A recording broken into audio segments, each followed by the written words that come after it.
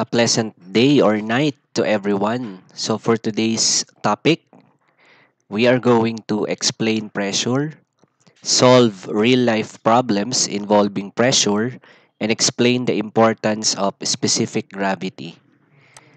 So, balikan lang natin yung lesson natin about specific gravity. So, when we say specific gravity, it is the ratio of a substance density to the density of water at 4 degrees Celsius. We call that the specific gravity or the relative gravity. On our previous topic, na-discuss natin yung formula in finding or computing for the specific gravity or relative gravity. So, specific gravity is equal to the density of a substance divided by the density of water.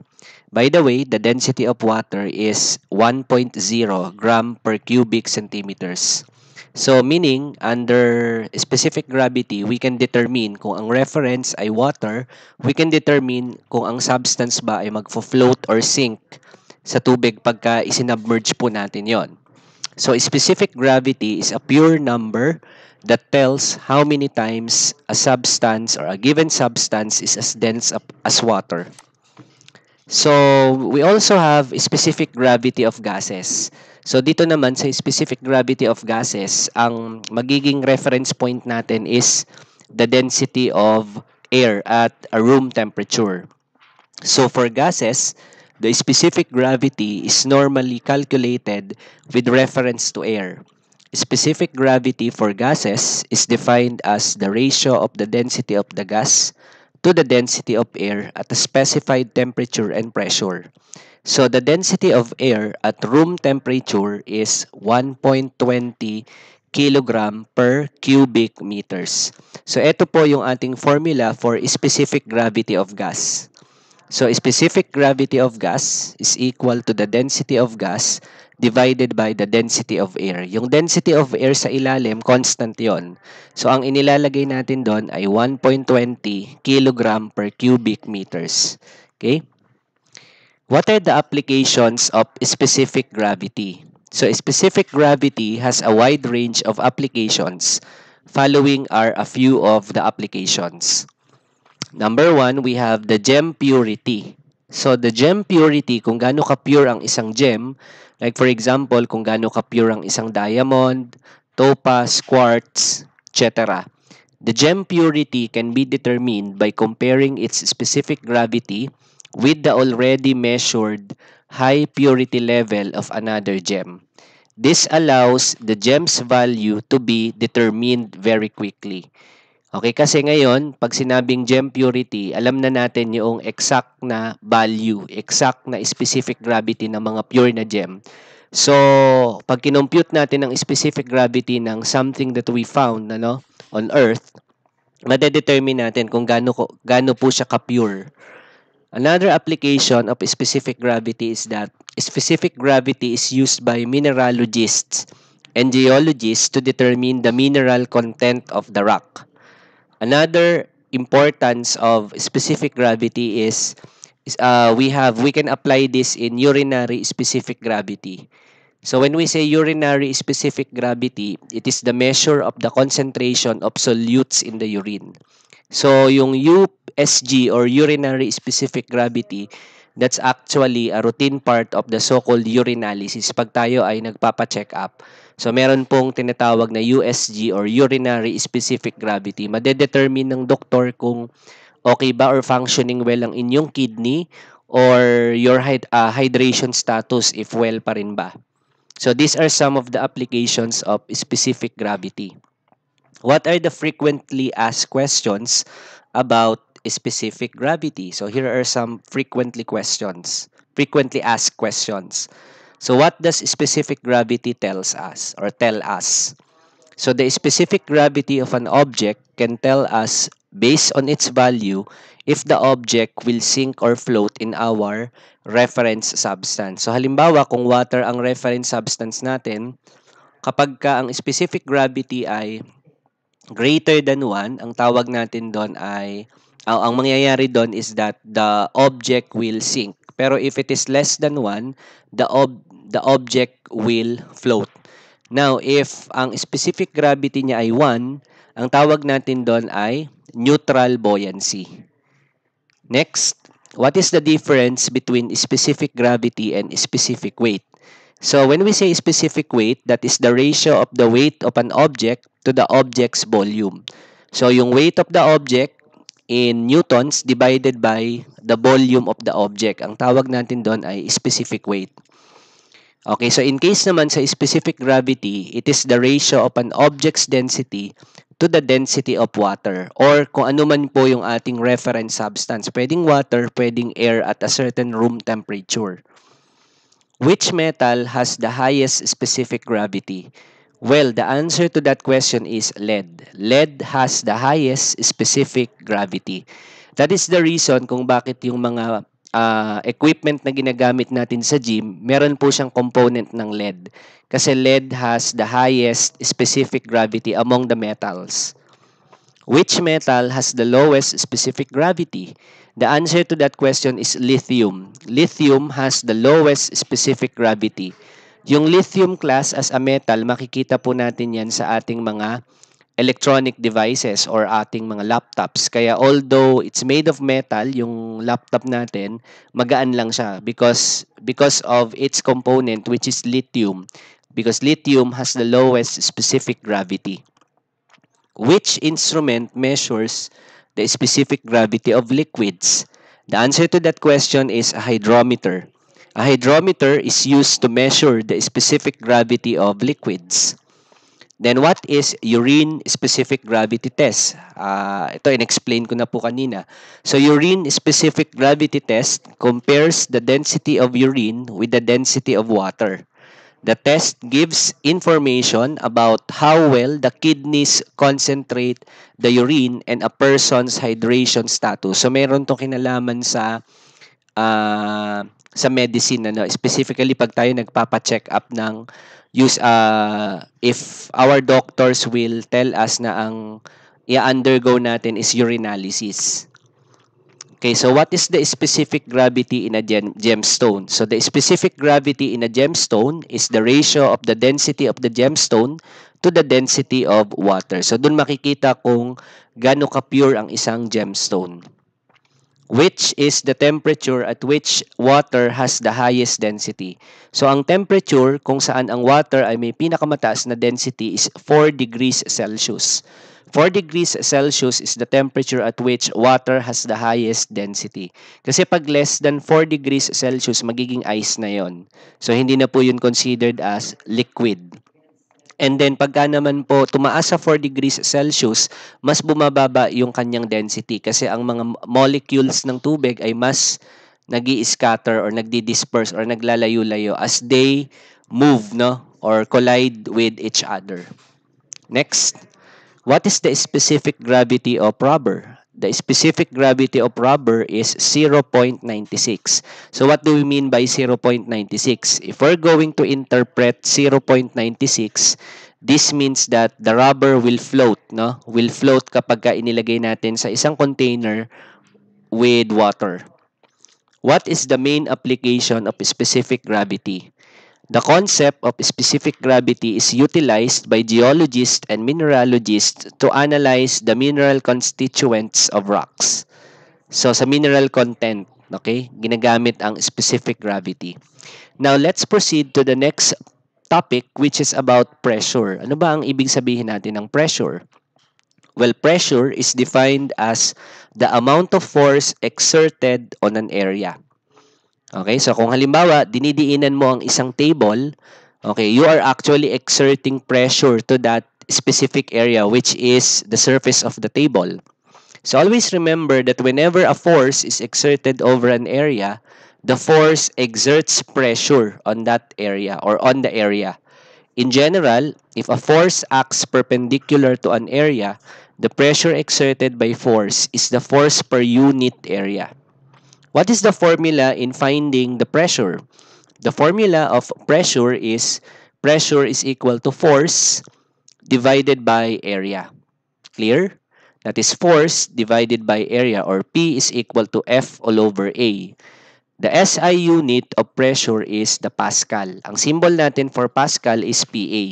It is named after the French mathematician Blaise Pascal. 1623 to 1662. As far as I know, ang contribution ni Blaise Pascal ay more on sa mathematics and sa computer. So, yung unit natin, which is Pascal, ay named after him.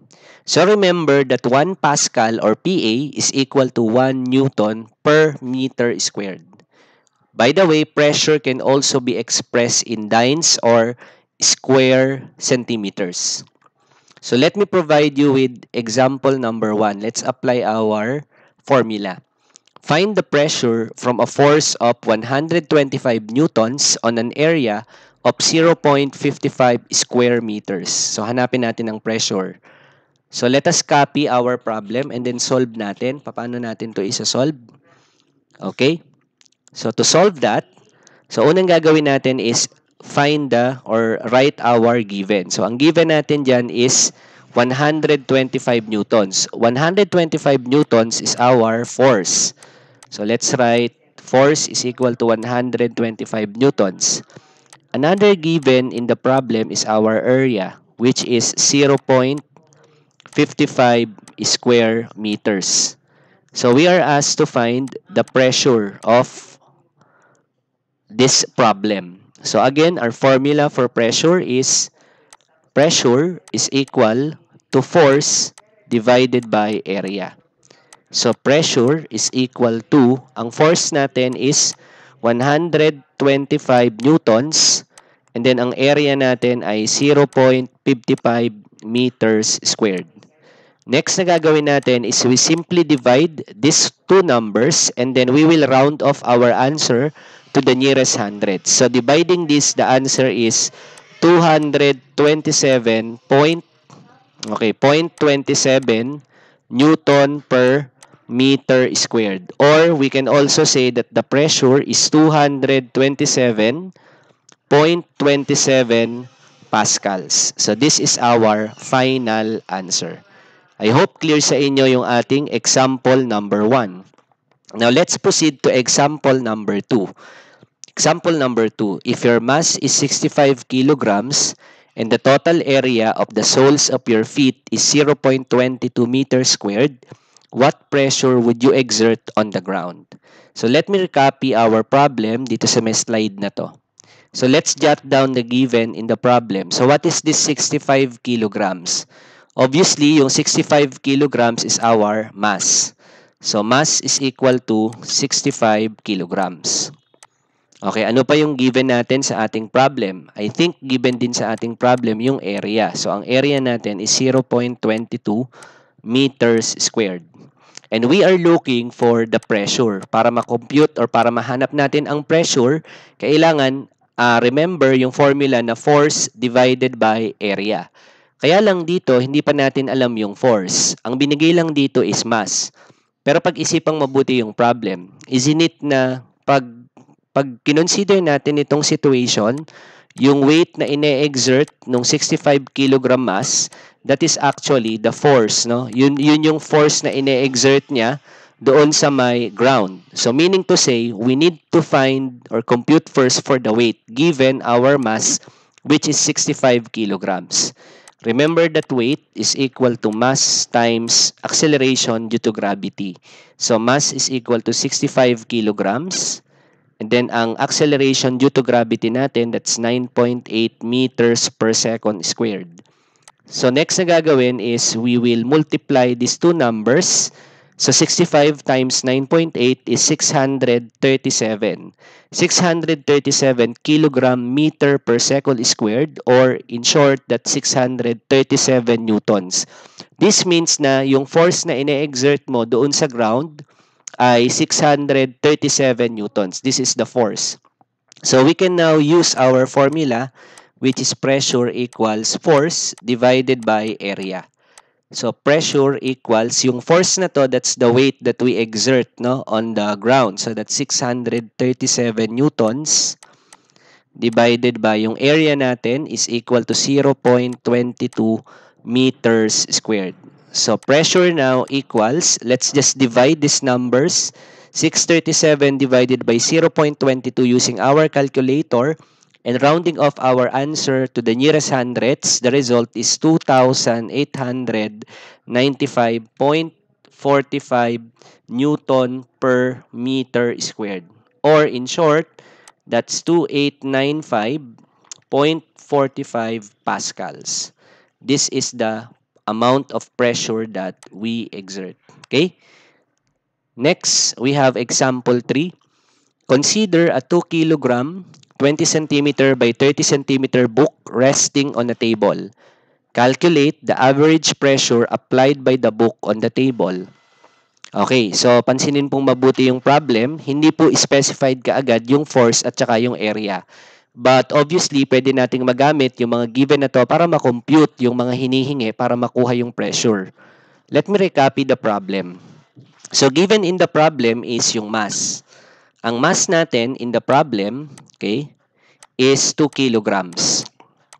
And then yung 20 centimeters by 30 centimeters, dimensions po yun. Okay? Dimensions ng ating surface. So ang dimensions niya ay 20 centimeters by 30 centimeters. Okay? Next na gagawin is, ang hinahanap is pressure. Remember, ang formula natin for pressure is force divided by area. Kaya lang, indirectly pa na ibinigay yung, or hindi ibinigay actually yung force and area dito. So, kailangan natin silang i-compute separately.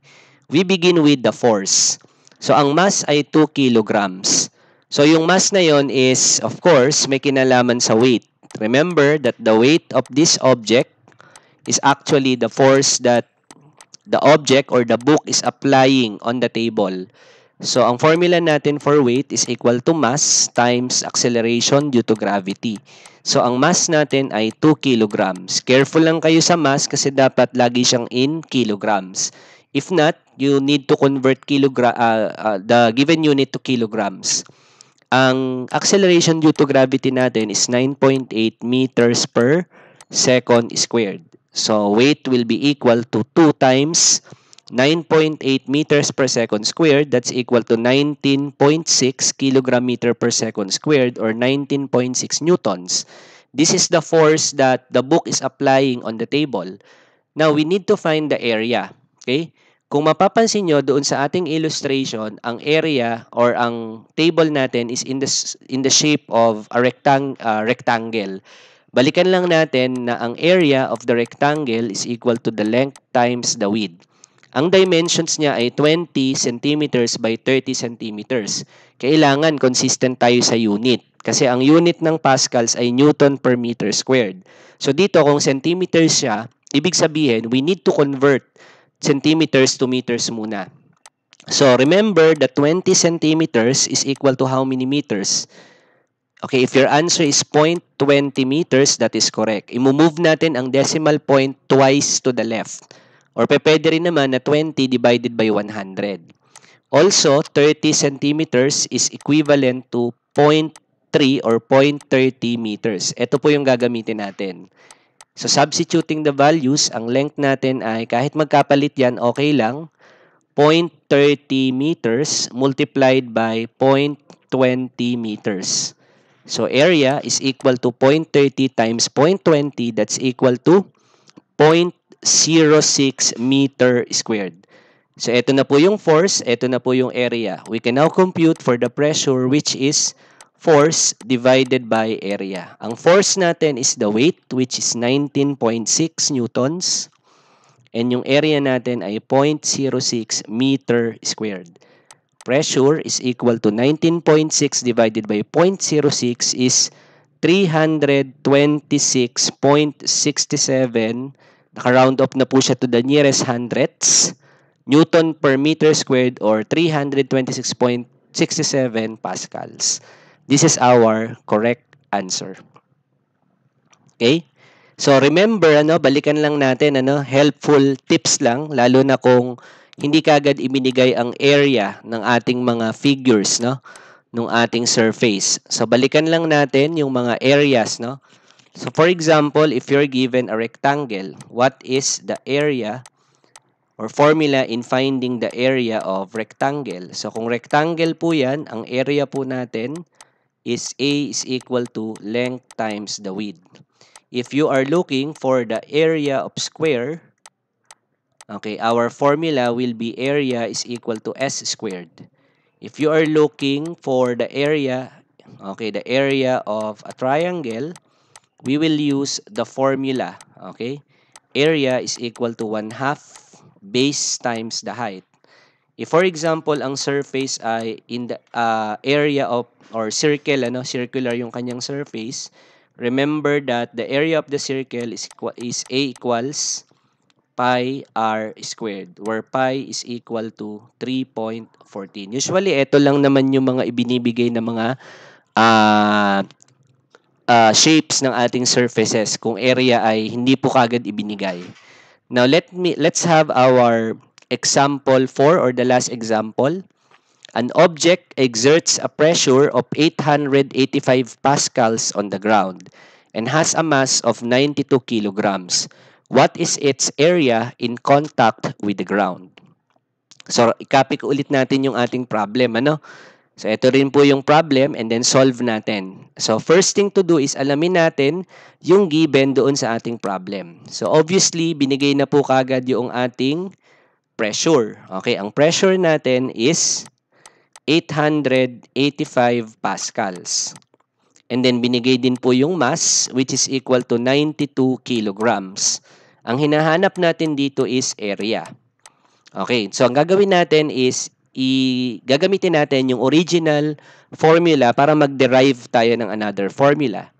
Take note that pressure is equal to F divided by A. So ang hinahanap natin ay area. So to do that, gagawin natin is mag-multiply muna tayo ng A sa magkabilang side ng formula or equation. Cancel. Area times pressure is equal to force. Next is i-divide natin both sides of the equation by pressure. So, cancel po itong part na to. Area is equal to force divided by pressure. Ito yung gagamitin natin para ma-solve natin yung problem. As you can see, yung pressure binigay na. 885 pascals. Pero yung force, hindi pa. But we can use the mass, which is 92 kilograms, para makuha ang force. And the force that you exert on the ground is actually the weight, okay? The weight of the object. So, ang weight niya, that's equal to the force. Ito po yung force. Weight, remember, is equal to mass times acceleration due to gravity. So, weight equals, ang mass natin ay 92 kilograms, and acceleration due to gravity is 9.8 meters per second squared. So, ang weight or force na na-exert niya on the ground is 901.6 kilogram meter per second squared or simply newtons. Ito na po yung kailangan. Nakuha na natin ang weight and pressure or given po yung pressure, no? So, makukuha na natin ang area using the formula F divided by P. Area equals, ang force natin is, that's actually the weight. That's 901.6 newtons over, ang pressure natin ay 885 pascals, as you can see here, or that's equivalent to 885 newton per meter squared. So dividing this, 901.6 divided by 885, and rounding off our final answer to the nearest hundredths, ang magiging sagot natin ay 1.02. Kaya lang, ano yung magiging unit natin dyan? So, ang unit natin dyan will become meter squared. Paano nakuha yung meter squared? Kasi that's n divided by n per meter squared. Remember, pag nag-divide ka ng fraction, is magpo-proceed ka sa multiplication and you get the reciprocal of our divisor. So, ito magiging ganyan. Kaya makakancel po ito. Ang matitira is m squared. So, therefore, the final answer is 1.02 meter squared. I hope clear sa inyo yung ating mga examples. So, pakitry na lang to sa inyong notebook or on a sheet of paper. I hope clear sa inyo ang ating discussions. Have a good day. Bye-bye.